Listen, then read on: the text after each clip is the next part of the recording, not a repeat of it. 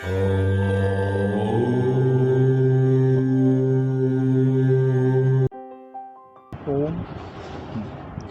देखो, जो ये मंत्र था ना, शन्न इंद्रो बृहस्पति ही, ये जो प्रथम हम लोग मंत्र पढ़ रहे थे, इस मंत्र के अंदर जो है बहुत सारे शब्द आए थे परमात्मा के नाम के जो हैं। अब इसको हम लोग सार रूप में पढ़ेंगे। तो मैं शुरू करता हूँ।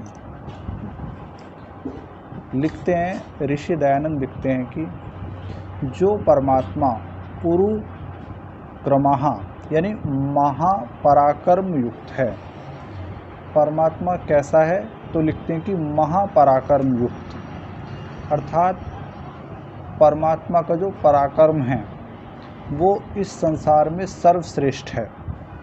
और आज मैंने एक वाक्य लिखा था कि मैं परमात्मा की सहायता से अपने समस्त कार्य कर सकता हूँ या कर सकती हूँ, क्योंकि वही परमात्मा मुझे जो है शक्ति देने वाला है। तो जब आपको ये पता चल जाता है कि परमात्मा अनंत पराक्रम युक्त है और ऐसा परमात्मा आपके साथ में है, फिर आपके जीवन के जो संपूर्ण भय हैं वो समाप्त होने लगते हैं। यदि आपको परमात्मा की शक्ति का बोध हो जाए और आपको ये भी पता चल जाए कि वो परमात्मा तो मेरा सहायक है, क्यों?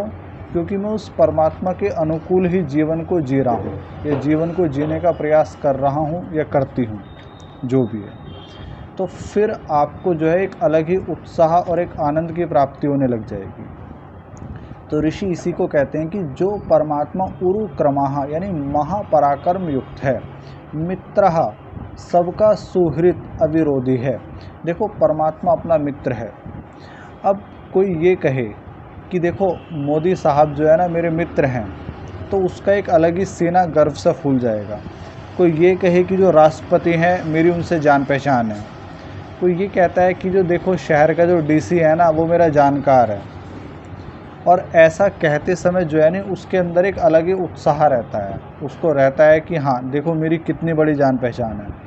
लेकिन मैं ये कहता हूँ कि जो सभी का, चाहे कोई राष्ट्रपति हो चाहे कोई प्रधानमंत्री हो, जो सभी का पिता है यानी वो परमपिता परमात्मा, यदि वो स्वयं ये कहता है कि वो तुम्हारा मित्र है, तो फिर तुम्हारे जीवन में किसी प्रकार की कोई समस्या रह ही नहीं सकती। आज मैं एक पुस्तक पढ़ रहा था, उस पुस्तक के अंदर एक बहुत अच्छी चीज़ मुझे मिली, वो मैं आपको बताता हूँ। उस पुस्तक में क्या था, जिसने वो पुस्तक लिखी थी ना, उन्होंने उस पुस्तक के अंदर लिखा है कि एक बार वो एक यात्रा उन्हें करनी थी और किसी दूसरे शहर में जाना था। तो उनको जो है लेने के लिए जो व्यक्ति आया अपनी गाड़ी लेके, तो वो सुबह उनके पास में आ गया। और जब वो सुबह उनके पास में आ गया तो वो उसके साथ चलने लगे। सर्दियों का समय था और सड़कों पर बर्फ़ भी था, लेकिन वो व्यक्ति गाड़ी को इतनी तेज़ चला रहा था, बहुत तेज़। तो उन्होंने उस व्यक्ति से कहा कि भाई अभी हमारे पास में समय भी है और आप गाड़ी को इतनी तेज़ चला रहे हो, इसकी तो कोई ज़रूरत नहीं है। तब उस व्यक्ति ने उनसे एक बात कही, उसने कहा देखो पहले क्या होता था, जब भी मैं गाड़ी चलाता था ना तो मेरे अंदर बहुत अधिक भय रहता था, कहीं ना कहीं मेरे अंदर डर के विचार रहते थे, जैसे कई बार हमारे मन के अंदर भी आ जाते हैं। वो कहता था कि इन्हीं डर के विचारों के कारण मुझे ऐसा लगता था कि यदि कोई मेरा बाहर जा रहा है तो मुझे लगता था कि पता नहीं वापस लौटेगा नहीं लौटेगा। मेरा मन हमेशा जो है नहीं आशंकित रहता था, घबराया हुआ रहता था। मुझे ये लगता था कि पता नहीं कोई आगे क्या करेगा, कोई आगे नुकसान ना पहुंचा दे। तो इस तरीके के विचार मेरे मन में रहते थे और जिसके कारण ये डर के विचार जो थे उनसे मेरा सारा कार्य बिगड़ने लग गया। लेकिन हुआ क्या, उसके बाद में जो है कहीं ना कहीं मेरे मन के भीतर परमात्मा के ऊपर विश्वास आया और मैंने परमात्मा से जो है नहीं प्रार्थना करना प्रारंभ करा। और परमात्मा से जब मैंने प्रार्थना करनी प्रारंभ करी तो मेरे भीतर के सारे जो डर के विचार थे वो समाप्त हो गए। अब जो कुछ आदर्श वाक्य उस व्यक्ति ने लिखे हुए थे, जैसे मैंने आज एक वाक्य आपके पास में भेजा था, तो वो विद्वान कहते हैं कि उस व्यक्ति ने जो है अपनी गाड़ी के अंदर ही कुछ पर्ची रखी हुई थी और उन पर्चियों के ऊपर जो है ना वो वाक्य लिखे हुए थे जिनमें से एक वाक्य ये था, आप लोग सुनोगे तो आपको लगेगा, एक वाक्य ये था कि वो परमात्मा मेरी सहायता करने वाला है, वो परमात्मा मेरा सहायक है, फिर दुनिया के लोग मेरा क्या बिगाड़ सकते हैं। समझे? तो जब आप परमात्मा के ऊपर इतना अधिक विश्वास कर लेते हो और उस परमात्मा के ऊपर जो स्वयं ये कह रहा है कि वो आपका मित्र है, तो यदि आप अपने मित्र के ऊपर इतना विश्वास कर लेते हो कि जब वो मित्र मेरे साथ में है तो फिर ये दुनिया के लोग मेरा बिगाड़ क्या सकते हैं। ठीक। और यदि मैं सही हूँ, मैं तो अपने आप में सही हूँ, मैं तो गलत नहीं हूँ ना। ठीक। और परमात्मा तो सही को स्वीकार करता है। आप किसी रिश्ते में हो, आप किसी कार्य को करने वाले हो, आप ये अपेक्षा मत रखो कि आपको हर व्यक्ति सही समझेंगे। ये तो मैंने अपनी ज़िंदगी का अभी हाल फिलहाल के भी कुछ अनुभव देखे हैं। ठीक। आप सही होंगे तो भी आपका विरोध करा जाएगा। ठीक है, आपको हानि भी पहुंचाई जाएगी, सारी चीज़ें होंगी। लेकिन मैं आपसे यही कहता हूं कि इस वाक्य को बार बार दोहराना कि वो परमात्मा मेरा सहायक है, वो मेरी सहायता करने वाला है, वो मेरा मित्र है और वो अनंत पराक्रम युक्त है, फिर ये लोग मेरा क्या बिगाड़ेंगे, और मैं तो सही हूँ, तभी तो मेरा मित्र है वो। हाँ, यदि आप सही नहीं हो तो परमात्मा से आशा मत करना, और यदि आप सच्चे हो ना तो मैं कह रहा हूँ तुम विश्वास करना, वो तुम्हारी सहायता करेगा ही करेगा, वो तुम्हें छोड़ेगा नहीं। तो अगला शब्द क्या आता है, समझ में आ गया, परमात्मा मित्र है। और फिर कहते हैं कि शम, सुख कारक, यानी महापराक्रम युक्त परमात्मा मेरा मित्र मुझे सुख देने वाला है, मुझे सुख देने वाला हो। फिर लिखते हैं कि वह वरुणः, वरुणः अर्थात वो सर्वोत्तम है। शम, सुख स्वरूप, यानी वो सर्वोत्तम है, और जो सर्वोत्तम सबसे अधिक उत्तम है। ठीक है, और वो आपके पास में, फिर तो जीवन के अंदर आनंद ही आनंद है। और फिर लिखते हैं कि वह अर्यमा शम, सुख प्रचारक, वह इंद्रः शम, सकल ऐश्वर्यदायक, वह बृहस्पति सबका अधिष्ठाता शम, विद्याप्रद, और विष्णु जो सब में व्यापक परमेश्वर है, वह नः हमारा कल्याणकारक भवतु हो। यानी देखो, जो परमात्मा इतने गुणों से युक्त है, जो परमात्मा इतनी सारी विशेषताओं से युक्त है, जब परमात्मा जो संसार के समस्त ऐश्वर्य का देने वाला है, जब आप उस परमात्मा के साथ में हो जाते हो तो ऐसा हो ही नहीं सकता कि आप दरिद्र रह जाओ, ऐसा बिल्कुल भी नहीं हो सकता। ठीक। लेकिन होता क्या है, कहीं ना कहीं हमारे अंदर एक अविश्वास आ जाता है। और एक बड़ा सुंदर वाक्य मैं आपको बताता हूँ कि जिसका जितना अधिक विश्वास होगा, जिसकी जितनी अधिक आस्था होगी, जिसका जितना अधिक परमात्मा के प्रति जो है नहीं दृढ़ विश्वास होगा, वो उतना अधिक प्राप्त कर लेगा। तो यदि परमात्मा के ऊपर हमारा 100% विश्वास है ना, तो तुम यकीन मानना सारी चीज़ें शुभ ही होंगी, सारी चीज़ें अच्छी होंगी, वो रक्षा करेगा ही करेगा। ठीक है, बात समझ में आई? मैंने ये किसका अर्थ पढ़ाया है, शन्नो मित्रः शं वरुणः शन्नो भवत्वर्यमा। अब अगला वाक्य का था, नमो ब्रह्मणे नमस्ते वायो त्वमेव प्रत्यक्षम ब्रह्मासि। इसका पढ़ते हैं, बहुत अच्छे से समझाता हूँ, समझना। लिखते हैं कि वायो ते ब्रह्मणे नमो अस्तु, बृहा बृहि वृद्धौ, इन धातुओं से ब्रह्म शब्द सिद्ध होता है।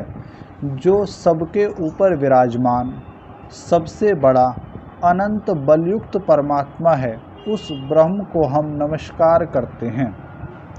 यानी हम किसको नमस्कार कर रहे हैं, हम किसको आदर दे रहे हैं, हम उस परमात्मा को नमस्कार कर रहे हैं, हम उस परमात्मा को आदर दे रहे हैं, या हम उस परमात्मा से सहायता मांग रहे हैं जो परमात्मा जो है नि सबके ऊपर विराजमान है, सबके ऊपर। ठीक। अब आप सोच के देखो, यदि उस परमात्मा का सहयोग आपको मिलने लग जाए, हालांकि मिल रहा है, आगे भी मिलेगा, बस हम ठीक रहें, और वो सबसे बड़ा है और अनंत बलयुक्त है। ठीक। कई बार आप लोगों ने ऐसे देखा होगा, कुछ लोग क्या करते हैं, जैसे कि आज का समय है तो जो बड़े बड़े चाहे फिल्मी स्टार हों, बड़े बड़े नेता हों, ठीक है, बड़े बड़े जो है धर्म गुरु हों, उनके पास में जो है पुलिस फोर्स रहती है, यानी मतलब सुरक्षा के लिए उनके पास में एसपीजी जो रहते हैं, कई सारे कमांडो रहते हैं, तो कमांडो के साथ में जो है उनको ऐसा लगता है कि हम कितने सेफ़ हैं, हम कितने सुरक्षित हैं। ठीक, बहुत से लोग जो हैं अपने पास में जो है बाउंसर रखते हैं ताकि उनकी सुरक्षा हो जाए, उनके साथ में रह के उनको ऐसा लगता है कि हम कितने सुरक्षित हैं। लेकिन मैं आपसे कहता हूँ कि यदि वो अनंत बलयुक्त परमात्मा जिसके बल की था ही नहीं है कुछ भी, ठीक है, हम ये अंदाज़ा ही नहीं लगा सकते कि उसका बल कितना है। अब जैसे कोई व्यक्ति गूंगा होता है और यदि आप उसको कुछ खाने के लिए दो और आप पूछो कि उसका स्वाद क्या है, वो बता ही नहीं सकता, वो चाह के भी नहीं बता सकता उसका स्वाद क्या है। तो परमात्मा की हम कितनी ही प्रशंसा करें, उसके बल को हम कितना ही कहें, हम कहते हैं कि देखो सृष्टि उसने बनाई है, क्या इतना ही उसका बल है? उसका बल तो और भी बहुत है, पता नहीं कितनी सृष्टि वो बना रहा है, ठीक है, कितने जीवों का वो हिसाब रख रहा है, कितनी बुद्धि है उसके अंदर, ठीक है, कितनी सारी चीज़ों को वो संभाल के रख रहा है, कितनी व्यवस्थाएं उसने चला रखी हैं। तो इतना अनंत बलयुक्त परमात्मा का यदि सहारा हम लोगों को मिल जाए तो फिर बताओ जीवन के अंदर मौज ही मौज है ना। और आगे लिखते हैं कि हे परमेश्वर, त्वमेव प्रत्यक्षम ब्रह्मासि, आप ही अंतर्यामी रूप से प्रत्यक्ष ब्रह्म हूँ। देखो परमात्मा अंतर्यामी है, ठीक है।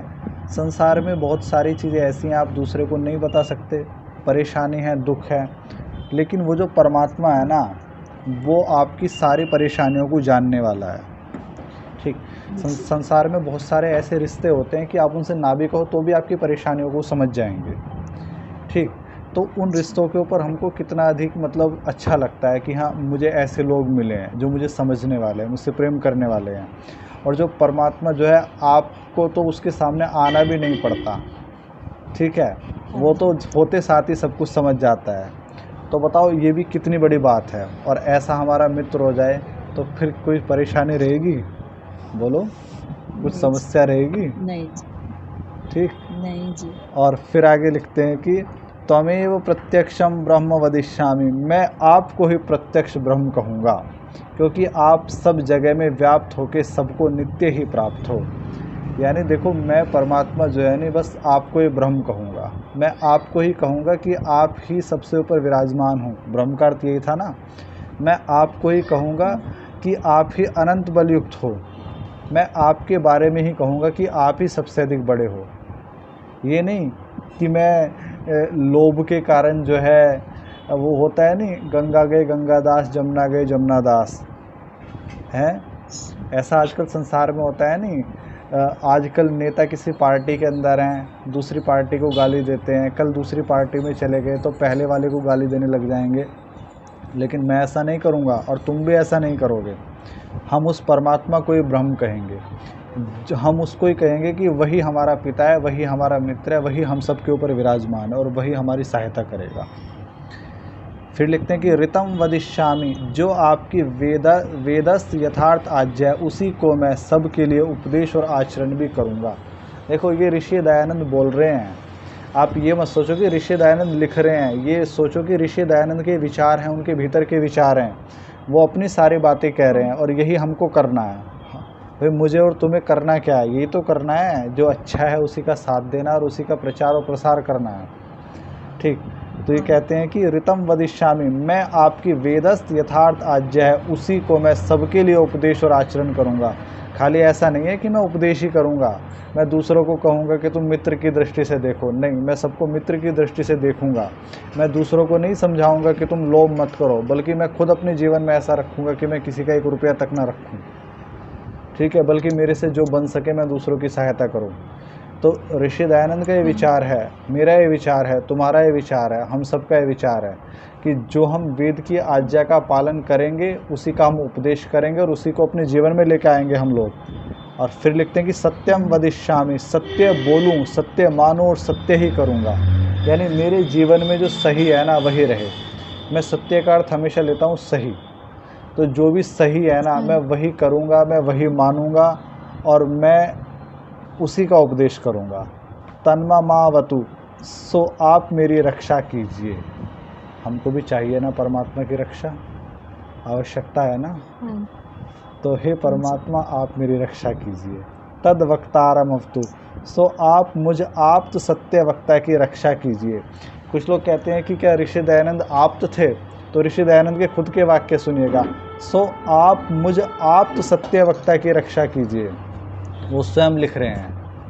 और आप का अर्थ क्या होता है? जिसने जीवन के अंदर जो है नहीं अच्छे ही कार्य करे हों, ठीक, अपने होश के अंदर जिसने गलत कार्य ना करे हों, क्योंकि हमसे तो कई बार होश के अंदर भी गलत कार्य हो जाते हैं, लेकिन हम लोग नहीं करेंगे, हम लोग जो है नहीं अच्छे ही कार्य करेंगे। और ऋषि दयानंद तो सारे जीवन अच्छे कार्य करें हैं, ठीक। जीवन में कभी त्रुटि हुई है तो उनको स्वीकार भी कराया उन्होंने, ठीक। अच्छा, फिर लिखते हैं कि सो आप मुझ सत्य वक्ता की रक्षा कीजिए कि जिससे आपकी आज्ञा में मेरी बुद्धि स्थिर होकर विरुद्ध कभी ना हुए, क्योंकि जो आपकी आज्ञा वही धर्म और जो विरुद्ध है वही अधर्म है। धर्म की परिभाषा क्या है? परमात्मा की आज्ञा ही धर्म है। जो परमात्मा कह रहा है ना, चाहे अब इस मंत्रों के माध्यम से कह रहा हो, चाहे हम और मंत्र पढ़ रहे हो, देखो वही धर्म है, ठीक। उसके विरुद्ध आचरण करना ही अधर्म है। अब तु माम अब तु वक्तारम, यह दूसरी बार पाठ अधिकार्थ के लिए है। देखो यहाँ 2 बार कहा है ना, अब तु माम अब तु वक्तारम, 2 बार शब्द आया है। तो ये दूसरी बार जो प्रयोग करा गया है ना, ये अधिकार्थ के लिए। अधिकार्थ का मतलब क्या है? ऋषि समझाते हैं, जैसे कश्चित किंचित प्रतिवदति त्वम ग्रामम गच्छ गच्छ, इसमें 2 बार क्रिया के उच्चारण में, देखो यहाँ क्या लिखा है कि तू शीघ्र ही ग्राम को जा, ऐसा कहा है, लिखा है नहीं, त्वम ग्रामम गच्छ गच्छ, यानी तू गांव को जा। तो ये 2 बार जो कहा गया है ना, वो किसके लिए कहा गया है? और जोड़ देने के लिए। तो यहाँ भी जो 2 बार ये शब्द आया नहीं, ये अब तु माम अब तु वक्तारम, ये जोड़ देने के लिए कहा गया है, ठीक है। भाई रक्षा तो हमको फिर भी चाहिए परमात्मा की, उसकी रक्षा के बिना कहाँ गुजारा है। ऐसे ही यहाँ कि आप मेरी अवश्य रक्षा करो, अर्थात धर्म में सुनिश्चित और अधर्म से घृणा सदा करो, ऐसी कृपा मुझ पर कीजिए, मैं आपका बड़ा उपकार मानूंगा। भाई हम भी बड़ा उपकार मानेंगे, आप सब भी बड़ा उपकार मानेंगे, अभी तक भी उपकार मानते आए हैं, आगे भी मानेंगे, क्योंकि रक्षा तो करने वाला वही है, ठीक। बाकी तो विरुद्ध पता नहीं कितने हैं, लेकिन रक्षा करने वाला तो देखो, यदि जब भी हम लोग परेशान होते हैं अपने आसपास में, कल भी मैं आप लोगों को जब समझा रहा था तब भी मैं बहुत सारी चीज़ें बता रहा था आप लोगों को, तो राजीव जी भी ये बात कह रहे थे कि एक परमात्मा ही तो दिखाई देता है, और तो कोई नहीं दिखाई देता, अंत में तो वही दिखाई देता है। तो अब हम परमात्मा को अंत में नहीं देखेंगे, हम परमात्मा को प्रारंभ में ही देखेंगे। हम प्रारंभ में उससे कहेंगे कि हे ईश्वर, आप हमारी रक्षा करिएगा और हम आपके अनुकूल ही चलते रहें, और जहाँ आप परमात्मा लेके चलो वहीं हम चलें, जहाँ ले चलोगे भगवान वहीं हम चलेंगे, ठीक है। और जो है, अब मैं इस थोड़ा सा पाठ को और आगे बढ़ाता हूँ। अब इस पाठ के अंदर कहा है कि ओम शांति शांति शांति, यानी 3 बार शांति शांति क्यों आया है? इसमें 3 बार शांति पाठ का यह प्रयोजन है कि त्रिविध ताप, अर्थात इस संसार में 3 प्रकार के दुख हैं। देखो संसार में 3 प्रकार के दुख हैं। ताप का अर्थ भी दुखी होता है, ठीक। और हम चाहते हैं कि परमात्मा इन तीनों प्रकार के दुखों से जो है ना हमारी रक्षा करे, तो इसलिए हम लोग 3 बार शांति शांति कर रहे हैं। वो 3 दुख कौन से हैं? तो पहला है आध्यात्मिक, यानी जो आत्मा शरीर में अविद्या, राग, द्वेष, मूर्खता और ज्वर, पीड़ा आदि होती है। यानी आध्यात्मिक दुख क्या है? जो या तो अपने शरीर के कारण उत्पन्न हो रहा है, मतलब शरीर के भीतर जो उत्पन्न हो रहा है, ऐसा दुख जिसका, जैसे मान लो मुझे बुखार आ गया, तो बुखार मेरे अंदर है ना, मेरे ही कारण है ना, मतलब मेरे कारण नहीं, मैं ये कहूँगा कि मेरे भीतर है। भाई बीमारी यदि किसी को लगती है तो वो उसी को तो लगती है, दूसरे को तो नहीं लगती उसकी बीमारी, अपने आप को तो लगती है वो। तो या फिर मेरी कुछ गलतियों के कारण मेरे जीवन में जो दुख है, क्योंकि देखो परमात्मा जो है ना वो बहुत अधिक बुद्धिमान है और हम लोग बहुत अधिक अल्पज्ञ हैं, हम बहुत अधिक कहाँ जानने वाले हैं, हमसे गलतियाँ होती रहती हैं, लेकिन फिर भी हम उस परमात्मा से ही प्रार्थना करते हैं कि हे परमात्मा तू तो सब कुछ जानने वाला है, यदि मुझसे भूल चूक से कोई गलती हो जाए तो तू मेरी रक्षा कर। तो ऐसे जो दुख है ना वो आध्यात्मिक दुख हैं, जो अविद्या के कारण है, राग द्वेष के कारण है, मूर्खता के कारण है, या फिर बुखार या कोई बीमारी के कारण है। फिर दूसरा है आदि भौतिक, जो शत्रु, व्याघ्र और सर्पादि से प्राप्त होते हैं। अब देखो कुछ दुख तो ऐसे हैं ना जो दूसरों के कारण मिलते हैं, हम सही भी हैं फिर भी हमको दुख मिलते हैं या नहीं मिलते, ऐसा होता है नहीं होता? आप सही हो फिर भी दुख आपके जीवन में आते हैं दूसरों के कारण। तो ऐसे जो दुख हैं हम परमात्मा से प्रार्थना करेंगे परमात्मा इस प्रकार के दुखों से भी हमारी रक्षा करे, ठीक, और वो करने वाला है, समर्थ है। फिर है आधि दैविक, अर्थात जो अति वृष्टि, भाई बहुत अधिक बरसात पड़ गई, अति शीत बहुत अधिक ठंड पड़ गई, अति उष्णता बहुत अधिक गर्मी पड़ रही है, मन और इंद्रियों की अशांति से होते हैं। इन 3 प्रकार के क्लेशों से आप हम लोगों को दूर करके कल्याणकारक कर्मों में सदा प्रवृत्त रखिए। यानी देखो परमात्मा हम चाहते हैं हम धर्म के मार्ग पर चलें, और धर्म के मार्ग पर तो हम तभी चल पाएंगे जब हमारे जीवन में दुख नहीं होंगे। यदि मैं खुद ही स्वस्थ नहीं हूँ तो मैं कहाँ प्रचार कर पाऊँगा, कहाँ मैं लोगों के लिए कुछ कर पाऊँगा, कहाँ मैं अपने नियमों को पूरा कर पाऊँगा। तो हम परमात्मा से कहते हैं कि परमात्मा तू समर्थ है, मेरे भीतर जो भी विकार हैं सबको तू दूर कर, और वो करने वाला है, वो करेगा, निश्चित ही करेगा, क्योंकि आप ही कल्याण स्वरूप सब संसार के कल्याणकर्ता और धार्मिक मुमुक्षुओं को कल्याण के दाता हैं। इसलिए आप स्वयं अपनी करुणा से सब जीवों के हृदय में प्रकाशित होजिए कि जिससे सब जीव धर्म का आचरण और अधर्म को छोड़ के परमानंद को प्राप्त हों और दुखों से पृथक रहें। तो हम यही चाहते हैं कि परमात्मा जो है अपनी स्वयं की कृपा से ही जो है हम लोगों का सहायक बने, हम लोगों के समस्त दुखों को दूर करे और हम लोगों को जो है जीवन में सुखों की बरसात करे। और वो कर भी रहा है, वो आगे भी करेगा, बस उसी का हाथ पकड़ के रखना है, उसको नहीं छोड़ना, ठीक है।